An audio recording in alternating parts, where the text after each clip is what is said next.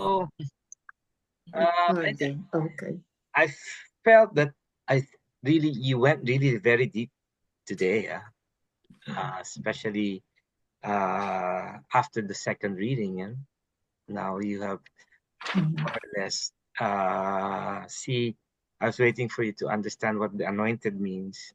So more or less, Hannah, Christina, you were able to get it. No, so I think if you look at this Sunday reading again, we're coming from the Beatitudes. So it talks about uh, the continuation of what Jesus taught dun sa woe to you, di ba? And the blessed. So, but this is already the details. If you notice, no? So, blessed are the poor, blessed are the hungry, blessed are the uh, mourning. And here, if you look at it, to really understand this, the two concept is about uh, body and spirit. Our existence consists of our body and our spirit, no?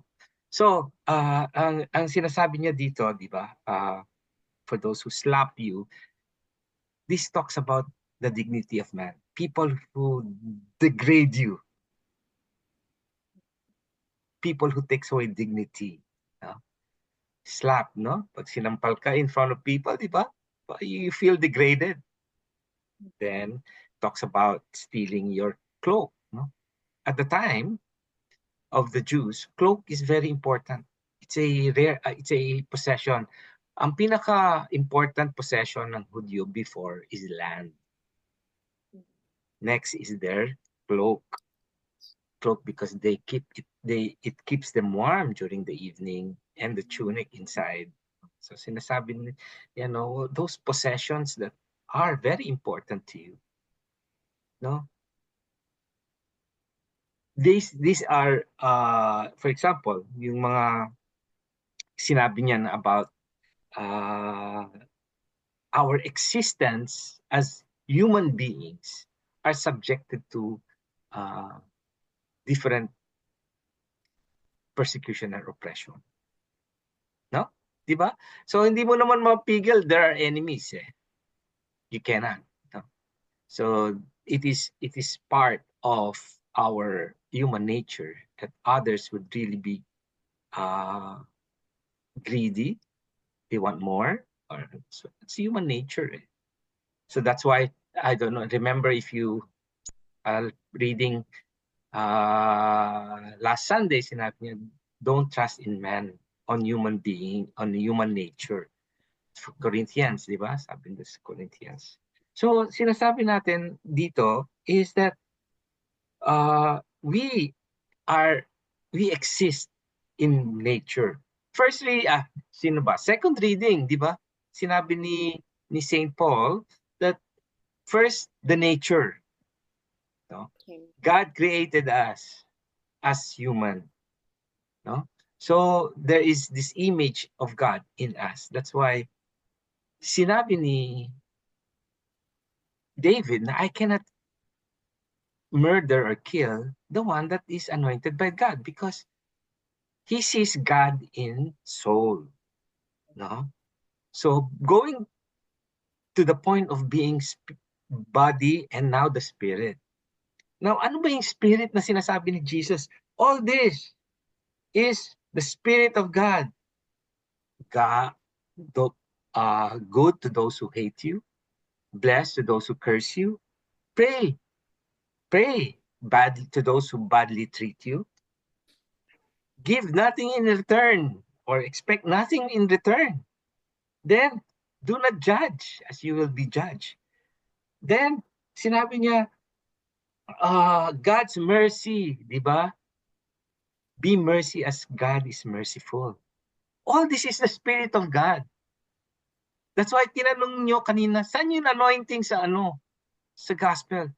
This is the Spirit of God. Sinabi ko nga, being anointed is God is in you. God is within. So, if you have this, Jesus is telling you, receive the Spirit of God. How? By do good to those who hate you, bless those who curse you. Diba? And this is the way you respond when you are physically or mentally persecuted is, you turn your cheek to the other side when you are slapped in the other cheek. So this is how what body and spirit means. Living in this world, no? So kaya nga ang sinasabi natin forgiveness, loving your enemy, this you cannot do away because in our life here, meron talaga. Magkakaroon at magkakaroon. Why does God allow that? Because He knows there's far better thing that will happen. Because He knows He gave us Jesus so that we too, we can also live here on earth a heavenly life. Did you get that? No? No, kahit tayo ay nandito pa, if the Spirit of Jesus is Spirit of God is within us, then we are already in heaven. No, here on earth. Diba? So, and all the graces, all the blessings, they all come naturally na. No? So parang, oy, may dumating. Now I live more peacefully. That's a grace, diba? Because I was able to go through. And if yun nga sinasabi natin, kung wala ang Diyos, how could I have survived this? How could I have gone through all this?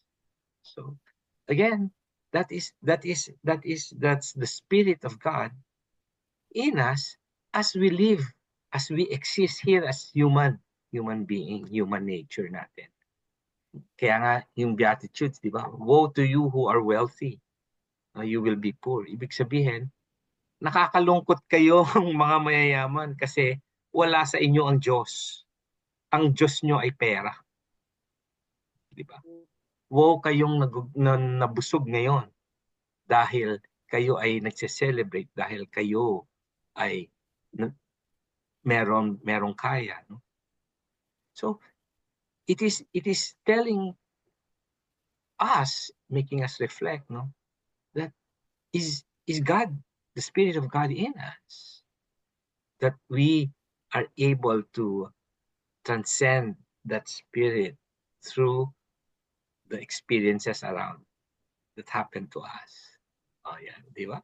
So it is how we would respond when things go under pressure, or that is basically because all these examples ni Jesus very extreme. It's difficult to follow. No, but that is the extreme. Kaya nga ano natin is we cannot do that. I'm sure it's difficult to do that. But we try to. We try to be there. No? We try to be merciful as well. So only God is holy, remember that. But we try to be holy as Him. So eventually, after this life, we earn our reward to be daughters and sons of God. Sabi ni Jesus. So that's why my hibla was, we exist as human, but we should be guided by the Spirit of Christ. Diba? So we exist like human because we cannot escape it. We cannot control the circumstances around us. No, it will happen to us. It will. We get hurt. We will be hurt. So, but again, how do we respond? Is with the Spirit of God. Diba? Yon. So, di ba, it's really a very, very challenging uh, beatitudes if you really go deep. Amen. Yeah. Amen. Thank you. Thank you. Thank you. Welcome also. Then me love too.